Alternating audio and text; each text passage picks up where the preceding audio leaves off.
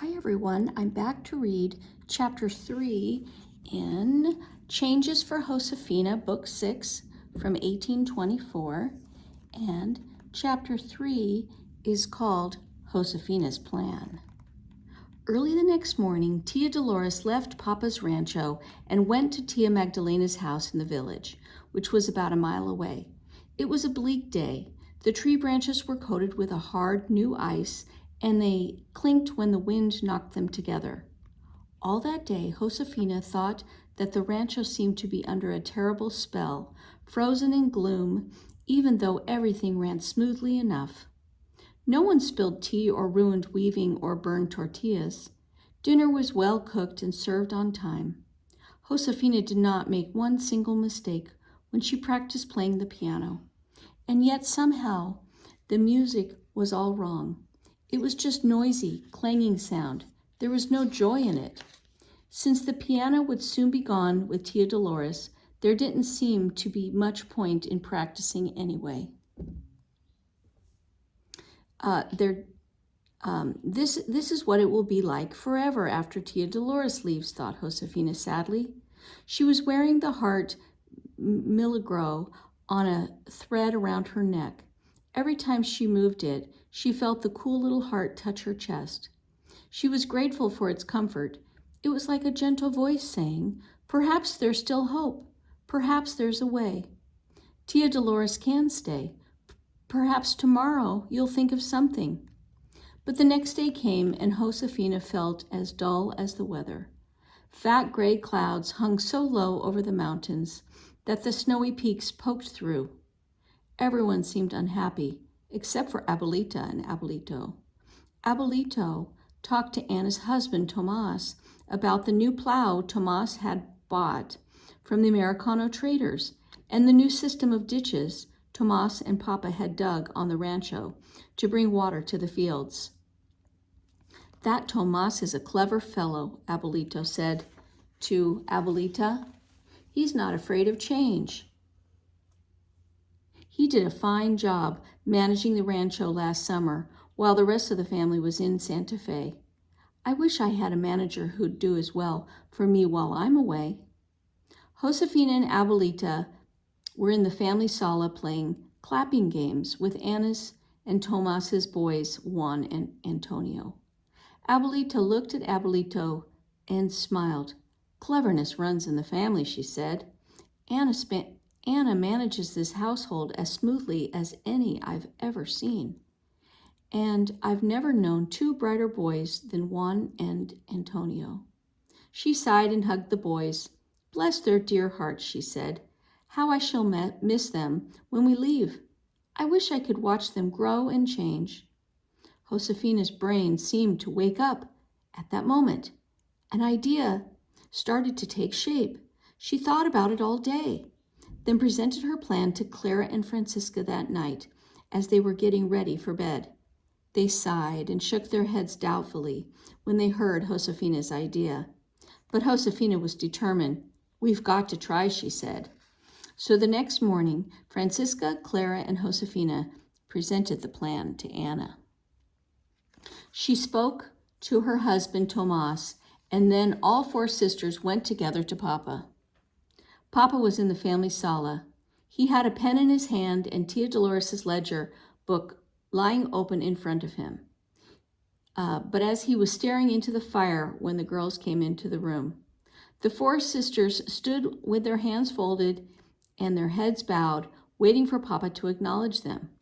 He turned and said, "See?" "With your permission," said Anna, "we'd like to speak to you, Papa." "See," Papa said again. Anna looked at Josefina, Clara, and Francisca. They nodded to urge her to begin. "Papa," said Anna respectfully, "would you honor us by considering an idea that we have?" She paused. "Do you think it might be possible for Tomas and our sons and me to go to Santa Fe with Abuelito and Abuelita?" Papa looked at the fire again as Anna went on. "Tomas could manage Abuelito's rancho while Abuelito is away on his trip to Missouri," she said. "I could keep Abuelita company and help her run her household. Juan could go to school and be educated by the priests. And Antonio, well, he will be happy to be with his dear great-grandmother who loves him so." "Is this plan your idea?" Papa asked Anna. "No," said Anna. "It was Josefina's idea," said Clara. Papa folded his arms across his chest and looked at Josefina. Then he asked Anna, "Is this what you and Tomas want?" "Si," answered Anna. "We'll be sad to leave here, but this would be a step forward for Tomas and our little family. I think it would be a good thing for Abuelito and Abuelita as well. It would be good for you too, Papa, and my sisters, because then Tia Dolores would stay here," Josefina ended. Papa's face softened. His voice was gentle, then he spoke. "I think this idea would be a wonderful thing for almost everyone," he said, "but I'm afraid that there is a problem with it. Tia Dolores has told us that she wants to leave our rancho and go to Santa Fe. If you go instead, Anna, she'll feel she's needed here to help run our household. It seems to me that all her life she's had to go where she was needed instead of where she wanted to go." "But we don't believe that she really wants to go to Santa Fe," Josefina blurted out. "It's just that she thinks she should." "You could convince her to stay, Papa." Josefina didn't come right out and say, "If you asked her to marry you," but that is what she meant. "Dear child," said Papa, smiling, "you have a great deal of faith in my ability to change Tia Dolores' mind." "Please, Papa?" asked Anna. "May we ask you to think about our idea and perhaps consider presenting it to Abuelito and Abuelita? They may have an opinion about it." "I will consider it," said Papa. "You have my word." "Gracias, Papa," said the sisters. Quickly they left the room. "I don't think that went very well," said Clara. "He said he'd think about Josefina's plan," said Anna. "But he has to do more than that," said Francisca. "He has to ask Abuelito and Abuelita for Tia Dolores' hand in marriage. She won't stay here if he doesn't." "Well, he'd better do it soon," said Clara. "Tia Dolores will come back from Tia Magdalena's any day now. As soon as she does, she'll leave with Abuelita and Abuelito for Santa Fe." "Oh, I hope Papa asks Tia Dolores to marry him," said Francisca. "He will," said Josefina. "I just know Papa will." Josefina's sisters couldn't help but smile at her. "Josefina," said Anna in her gentle way, "don't get your heart set on it." "It's too late," Josefina said cheerfully. She patted the heart milagro. "My heart's been set on it for a long, long time already."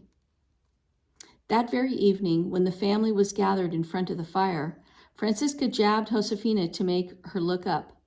Josefina tugged on Clara's skirt, and Clara nudged Anna. All four sisters watched Papa hand Abuelita a piece of paper. They heard Papa ask, "Abuelito, would you do me the honor of reading this?" "Of course," said Abuelito. He and Papa and Abuelita left the room. "Did you see that?" said Josefina joyfully. "Papa just gave Abuelito a letter asking for Tia Dolores' hand in marriage." "No, he didn't," said Clara. "The letter just presents the idea of Anna and Tomas and the boys going to Santa Fe." Of course, there was no way of knowing who was right, but Josefina was sure she was, especially the next morning when she and Clara saw Abuelito and Abuelita setting out to walk to the village.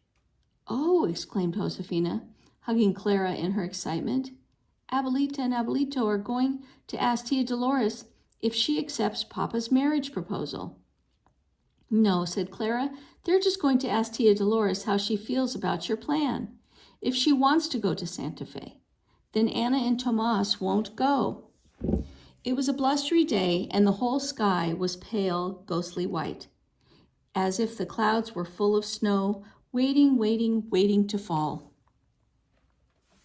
Josefina and her sisters were waiting too for Abuelita and Abuelito to come back from the village.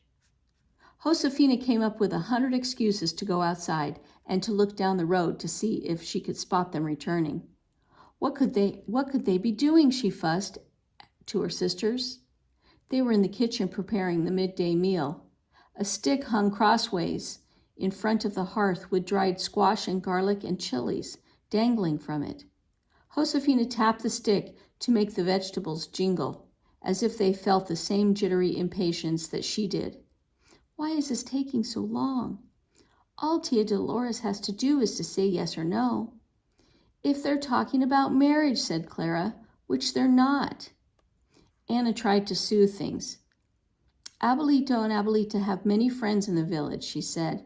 Their friends have probably come to Tia Magdalena's house to visit with them. And I suppose that Abuelito has told them that he's going to Missouri with the Americanos, so they all have a lot to say. I'm sure everyone is surprised. Oh, exclaimed Josefina, in another minute I'll run to the village myself and see what's going on. Heavens, said Clara, rather primly. You can't do that. Remember, this is none of our business. Children are not involved in such things. Francisca rolled her eyes at Josefina and grinned. They knew that Clara was really every bit as curious as they were, though she liked to hide it. It was late afternoon before Abuelito and Abuelita returned from the village, just in time for evening prayers. After prayers, as they all walked out into the courtyard, Abuelito turned to Papa. Well, Dolores surprised us, Abuelito said. The sisters were hardly breathing, so that they could hear every word. We discussed the idea of Anna and Tomas coming to Santa Fe instead of her. Clara gave Josefina a look that said, I told you so. Josefina's heart sank. So Clara had been right. Papa's letter had not been a proposal of marriage. Oh, Papa, thought Josefina, bitterly disappointed. Disappointment turned to horror and disbelief when Abuelito went on to say, Dolores thinks that Francisca and Clara and Josefina are perfectly capable of running this household without her help, or Anna's. She says it's time for her to leave even if Anna leaves too. She's coming to Santa Fe no matter what Anna and Tomas do. So we'll pack up her belongings tomorrow and we'll leave the day after that. Very well, said Papa, in a low, even voice. No, Josefina wanted to shout out loud. No. Tia Dolores leaving and Anna leaving? That's not at all what was supposed to happen. Oh, how could her plan have turned out so badly? Hot tears filled Josefina's eyes. With a rough yank, she broke the thread with the heart milagro on it. She flung the milagro onto the slushy ground and walked away. All right, and that was the end of chapter 3, and next time we'll read chapter 4.